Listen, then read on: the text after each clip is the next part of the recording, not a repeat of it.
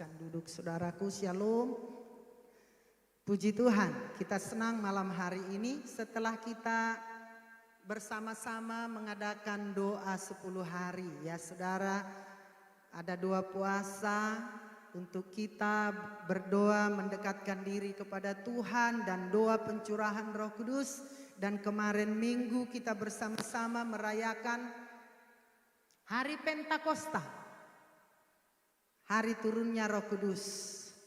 Saudara, jangan sampai di situ saja. Kita akan terus dipimpin oleh Roh Kudus itu. Amin. Jangan biarkan api itu padam. Malam hari ini kita akan bersama-sama saudara akan belajar dari kebenaran firman Tuhan. Kita akan melihat kebenaran firman Tuhan. Akan kita renungkan dengan satu tema, berdoa dalam Roh Kudus. Berdoa dalam Roh Kudus. Kita lihat kebenaran firman ini di dalam Yudas 1 ayat yang ke-20. Yudas 1 ayat yang ke-20. Akan tetapi kamu saudara-saudaraku yang kekasih, bangunlah dirimu sendiri di atas dasar imanmu yang paling suci. Dan berdoalah dalam Roh Kudus, ya. Ada di situ kata-kata bangunlah dirimu sendiri di atas dasar imanmu yang paling suci dan berdoalah dalam Roh Kudus. Saudara, kita harus berdoa dalam Roh Kudus. Efesus 6 ayat 18. Dalam segala doa dan permohonan berdoalah setiap waktu di dalam roh. Amin saudara. Berdoalah setiap waktu di dalam roh. Jadi Roh Kudus itu sangat kita perlukan saudara. Kita disuruh firman Tuhan untuk berdoa senantiasa setiap waktu di dalam Roh Kudus. Dan berjaga-jagalah di dalam doamu itu dengan permohonan yang tak putus-putusnya untuk segala orang kudus. Kita harus bangun doa di dalam Roh Kudus. Apa itu doa dalam Roh Kudus? Coba kita akan lihat 1 Korintus 14 ayat yang ke-14. Coba dari komputermu anakku, 1 Korintus 14 ayat yang ke-14. Firman Tuhan berkata di sana 1 Korintus 14 ayat yang ke-14 hingga ayat yang ke-15. Demikian firman Tuhan. Kita lihat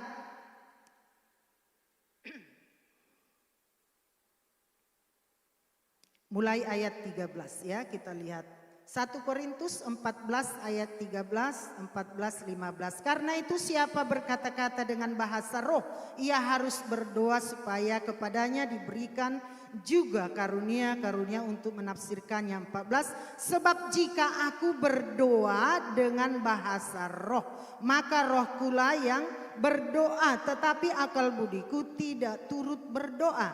Jadi apakah yang harus kubuat? Aku akan berdoa dengan rohku, tetapi aku akan berdoa juga dengan akal budiku. Aku akan menyanyi dengan memuji dengan rohku, tetapi aku akan menyanyi dan memuji juga dengan akal budiku. 14. Sebab jika aku berdoa dengan bahasa roh, maka rohkulah yang berdoa. Itu. Apa itu berdoa dalam bahasa roh? Kita berdoa dalam bahasa roh yang diberikan oleh roh itu kepada kita. Roh kita sungguh-sungguh menyatu saudara dengan Roh Kudus. Amin saudara-saudara. Roh kita yang berdoa ketika kita berdoa dalam bahasa roh. Berdoa dalam Roh Kudus berarti berdoa dalam bahasa Roh Kudusnya Tuhan. Sangat penting saudara. Kalau Yohanes pasal 4 kita lihat Yohanes 4 ayat yang ke-23. Kita lihat di sana dan 24. Yohanes pasal yang ke-4 kita lihat dulu sebentar ayat 23. Tetapi saatnya akan datang dan sudah tiba sekarang bahwa penyembah-penyembah benar akan menyembah Bapa dalam roh dan kebenaran, sebab Bapa menghendaki penyembah demikian. Allah itu apa saudara? Roh. Allah itu roh, dan barang siapa menyembah Dia harus menyembahnya dalam roh dan kebenaran. Firman Tuhan mengajak kita supaya kita sungguh-sungguh berdoa dalam Roh Kudus, menyembah Dia di dalam roh dan kebenaran. Sekarang mengapa kita harus berdoa dalam Roh Kudus? Mengapa kita harus berdoa dalam Roh Kudus? Yang pertama saudara, karena Roh Kudus itu sendiri membantu kita berdoa. Kita lihat dalam Roma 8 ayat 26. Demikian juga Roh membantu kita. Demikian juga Roh membantu kita dalam kelemahan kita. Sebab kita tidak tahu bagaimana sebenarnya harus berdoa. Tetapi Roh sendiri berdoa untuk kita kepada Allah dengan keluhan-keluhan yang tidak terucapkan. Karena Roh Kudus itu sendiri membantu kita berdoa, saudara. Kita tidak tahu bagaimana seharusnya berdoa. Roh itu sendiri menyampaikan permohonan kita kepada Bapa. Amin saudara. Tidakkah saudara bahagia dengan ini? Amin. Kita terbatas menyampaikan doa kita kepada Tuhan dengan keluhan-keluhan yang tidak tersampaikan. Itu ya kata firman Tuhan dalam Roma 8 ayat 26 ini. Karena banyaknya permohonan kita saudara. Kita terbatas, waktu kita terbatas, tenaga kita terbatas, tapi Roh Kudus tidak terbatas. Amin. Maka kita perlu berdoa dalam Roh Kudus. Karena Roh Kudus itu membantu kita berdoa. Dia ambil alih doa kita, dia sampaikan katanya kepada Bapa di surga. Luar biasa saudara. Pernah saudara mengalami seperti ini? Tidak bisa lagi mengatakan kata-kata dari mulut kita karena penatnya hidup ini. Karena beratnya beban yang kami pikul. Tidak bisa lagi untuk membahasakan di situ Roh Kudus, saudara. Gunakan bahasa roh itu. Jangan padamkan api rohmu. Amin, saudara. Nyalakan api rohmu, saudara. Berbahasa roh. Ketika engkau merasa iblis mengintimidasi kita, iblis menyerang kita, supaya kita tergeletak, supaya kita jatuh, saatnya kita bertindak. Berdoa dalam bahasa roh. Roh itu memberikan kita kekuatan. Roh itu akan mengaliri kita dengan kekuatan baru. Dia menyampaikan kepada Bapa keluhan-keluhan yang tidak bisa diucapkan dengan kata-kata dan bahasa. Saudara, Yesus berkata juga kepada kita, Yohanes 14. Sebelum beliau naik ke surga, beliau berkata, memberikan seorang penolong bagi kita. Yohanes 14 ayat 16 sampai 17. Yohanes pasal 14 ayat 16. Aku akan minta kepada Bapa dan Ia akan memberikan kepadamu seorang apa saudara? Seorang penolong yang lain supaya Ia menyertai kamu selama-lamanya. Katakan amin. Aku akan minta kepada Bapa dan Ia akan memberikan kepadamu seorang penolong yang lain supaya Ia menyertai kamu selama-lamanya. Parakletos. Saudara, jangan pernah berpikir kita sendiri. Kita tidak sendiri, saudara. Roh Kudus menyertai kita selama-lamanya. Dalam suka, dalam duka, di lembah, di bukit sekalipun saudara, Dia ada buat kita. Ayat yang ke-17, yaitu roh kebenaran. Dunia tidak dapat menerima Dia, sebab dunia tidak melihat Dia dan tidak mengenal Dia, tetapi kamu mengenal Dia sebab Ia menyertai kamu dan akan diam di dalam kamu. Haleluya. Roh Kudus siap menyertai kita. Dan Roh Kudus ada di dalam kita. Jangan saudara biarkan kita berpisah dari roh itu. Jangan. Undang Dia setiap saat. Gunakan bahasa roh itu. Kalau mulai kau marah-marah saudara, emosi, usahakan berdoa dalam bahasa roh. Berbahasa roh itu memberi kekuatan saudara. Saya praktekkan dalam hidup saya. Akan ada ketenangan, damai saudara. Luar biasa Roh Kudus itu. Dia membantu kita. Dia menyertai kita. Yang kedua saudara. Karena Roh Kudus itu roh yang maha kuasa. Amin. Roh yang luar biasa. Sungguh-sungguh Roh Kudus itu maha kuasa saudara. Kisah Rasul 1 ayat 8 dikatakan, tetapi kamu akan menerima kuasa kalau Roh Kudus turun ke atas kamu. Dan kamu akan menjadi saksiku di Yerusalem, di seluruh Yudea dan Samaria dan sampai ke ujung bumi. Roh Kudus sungguh-sungguh dapat memberkati kita, menolong kita, mengubahkan kita. Kita yang sudah mengikuti doa 10 malam. Jangan khawatir, doa-doa kita tidak ada yang sia-sia. Tapi saudara, kita harus siap berubah. Roh Kudus itu maha kuasa. Yesus berkata apa? Jangan tinggalkan Yerusalem sebelum kamu dipenuhi dengan Roh Kudus. Karena Yesus tahu murid-murid itu tidak mampu menghadapi segala tantangan kehidupan tanpa Roh Kudus menyertai mereka.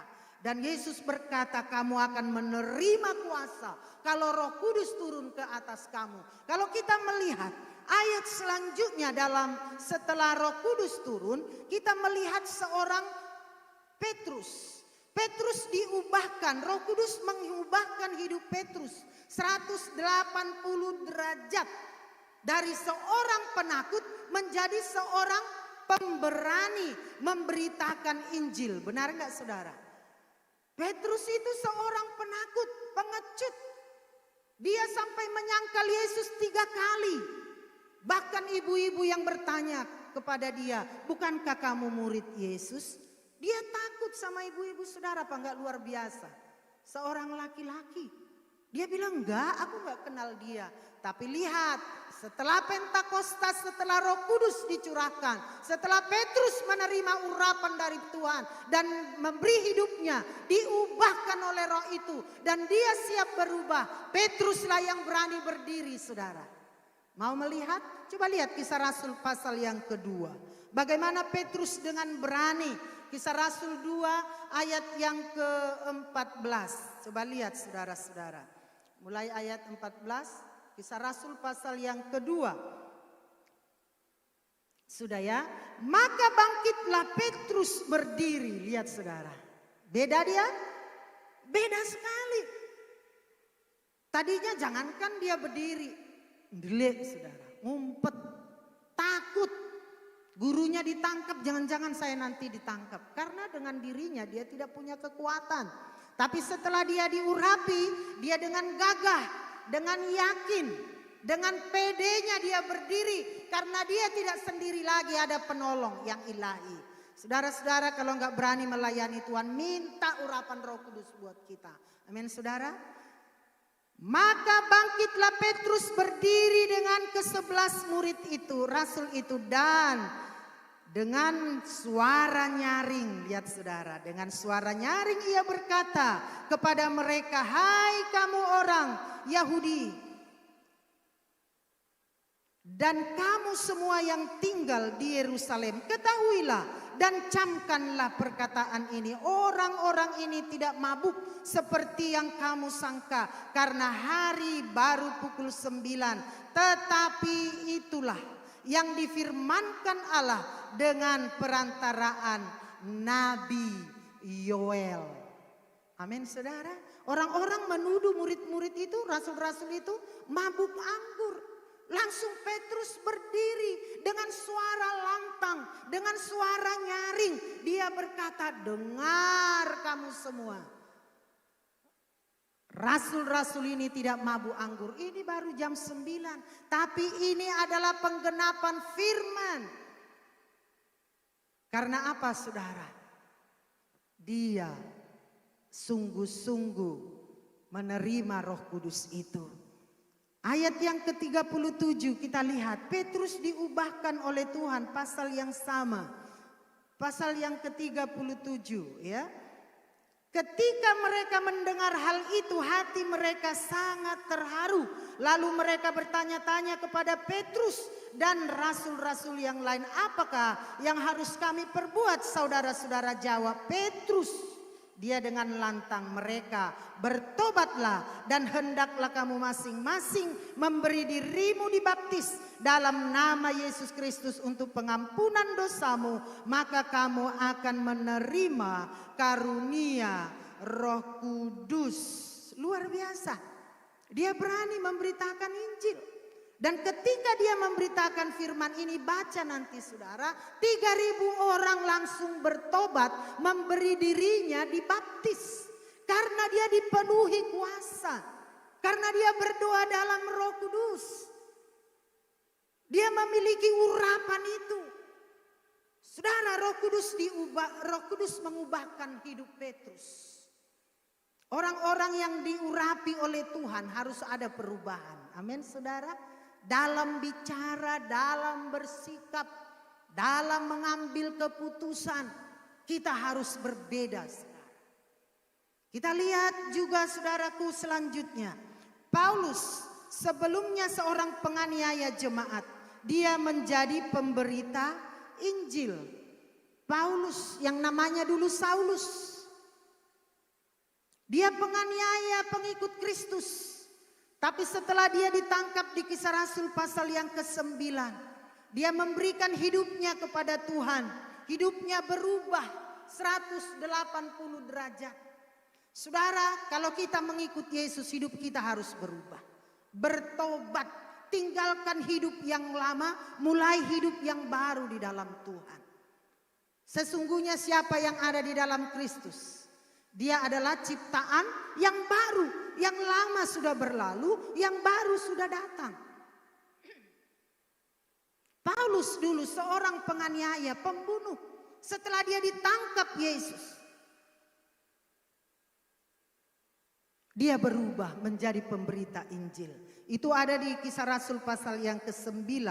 Ya saudara, ayat yang ke-17.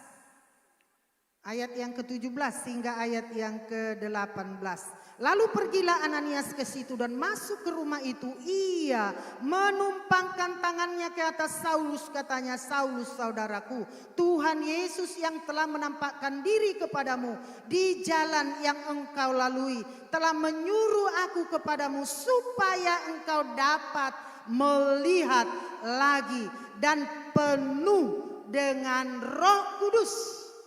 Dan seketika itu juga seolah-olah selaput gugur dari matanya sehingga ia dapat melihat lagi. Ia bangun lalu dibaptis. Dia diurapi oleh Tuhan, penuh dengan Roh Kudus. Dan seketika itu juga mujizat terjadi. Mata yang tidak bisa melihat 3 hari 3 malam bisa melihat, seolah-olah ada selaput gugur dari mata Paulus. Saudara, dalam Roh Kudus ada mujizat. Amin saudaraku. Percaya itu? Roh Kudus membawa juga kebangunan rohani bagi jemaat mula-mula. Ini saudara. Roh Kudus membawa kebangunan rohani bagi jemaat mula-mula. Kita lihat dalam Kisah Rasul, ada perubahan yang luar biasa bagi jemaat mula-mula di Yerusalem. Kisah Rasul 2 ayat 41. Kita lihat firman Tuhan. Orang-orang yang menerima perkataannya itu memberi diri dibaptis. Dan pada hari itu jumlah mereka bertambah kira-kira 3.000 jiwa. Mereka bertekun dalam pengajaran rasul-rasul dan dalam persekutuan. Dan mereka selalu berkumpul untuk memecahkan roti dan berdoa. Maka ketakutanlah mereka semua, sedang rasul-rasul itu mengadakan banyak mujizat dan tanda. Dan semua orang yang telah menjadi percaya tetap bersatu. Dan segala kepunyaan mereka adalah kepunyaan bersama.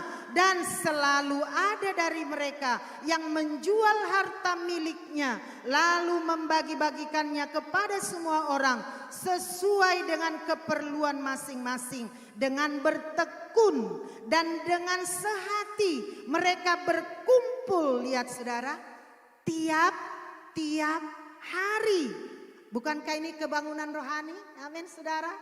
Berkumpul tiap-tiap hari, bukan sekali seminggu.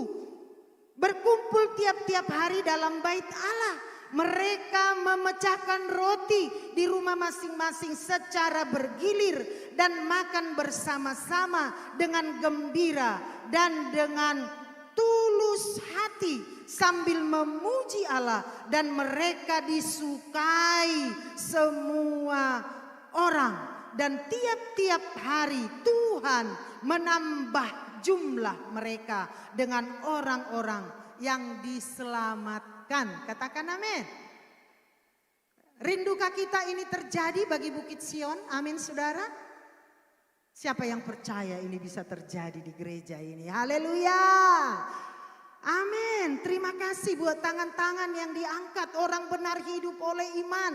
Kalau kita semua dipenuhi oleh Roh Kudus setiap waktu, berdoa dalam Roh Kudus, berkuasa Roh Kudus dalam kehidupan kita. Bukan hanya waktu di gereja, tetapi waktu di rumah dimanapun kita berada. Roh Kudus yang mengendalikan kehidupan kita. Percaya saudara, kita juga katanya akan disukai oleh semua orang.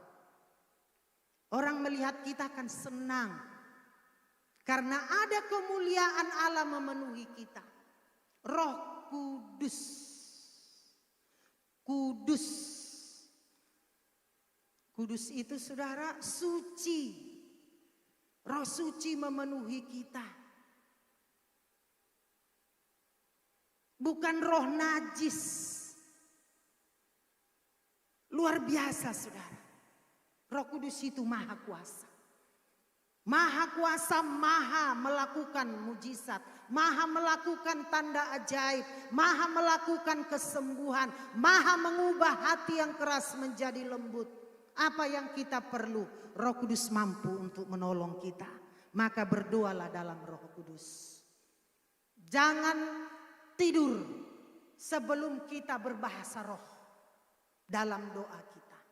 Bapak Gembala mengulas firman Tuhan selama 10 hari. Luar biasa saudara.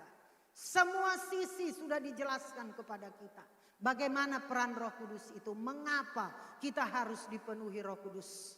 Mari kita lakukan bersama-sama. Berdoa senantiasa dalam Roh Kudus. Rohkulah yang berdoa kepada Tuhan. Kalau kita berdoa dalam roh, iblis tidak tahu apa yang kita doakan.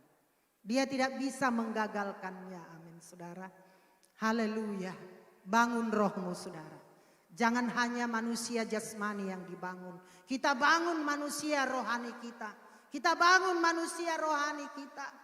Biarlah buah-buah roh itu tampak dari kehidupan kita.